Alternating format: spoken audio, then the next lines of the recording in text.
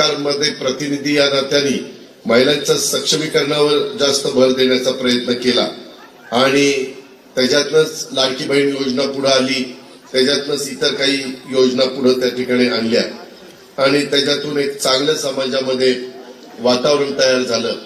डिसेंबरचे पैसे पण मला वाटतं ह्याच महिन्यात सगळ्यांना मिळाले असतील। थोडा उशीर झाला, आचारसंहितेच्या काळामध्ये आम्हाला काही मर्यादा आलेल्या होत्या, परंतु डिसेंबरचे पण रक्कम माझ्या मायमाऊलींच्या डीबीटीला गेली असेल।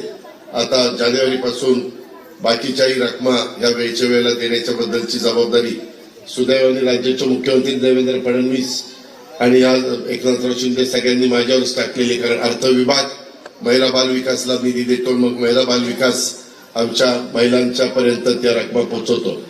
समाजात सध्या एक वेगळ्या प्रकारची चर्चा चालू आहे। काही जण या योजना बंदच करणार, त्याच्यात काहीतरी आता वेगळंच करणार।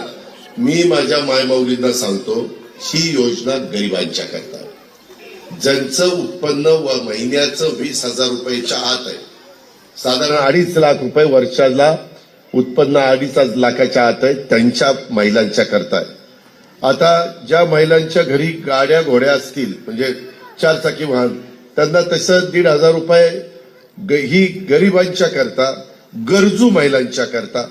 माझ्या भाषेत सांगायचं झालं तर जी आमची खुरपणीला जाती, जी मोलमजुरी करती, जी दिवसभर कुठंतरी भाजी पाठीमध्ये घेऊन विकते आणि मग संध्याकाळी तिची चूल पेटते, किंवा फळं घेते विकते, केळी घेते विकते, किंवा काही जण आमचे झाडू पोतना करतात, धुणं भांडी करतात।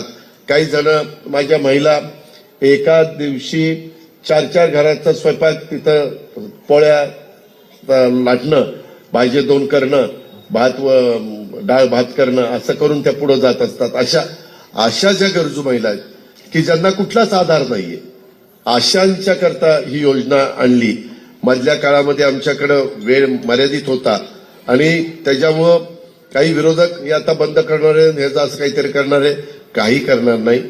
मी स्वतः अर्थमंत्री म्हणून तुम्हाला सांगतो, ही योजना तुमची चालू राहणार। तशा प्रकारचा शब्द महायुतीच्या सरकारने निवडणुकीमध्ये दिलेला आहे, त्याच्यामुळे तुम्ही अजिबात काळजी करू नका।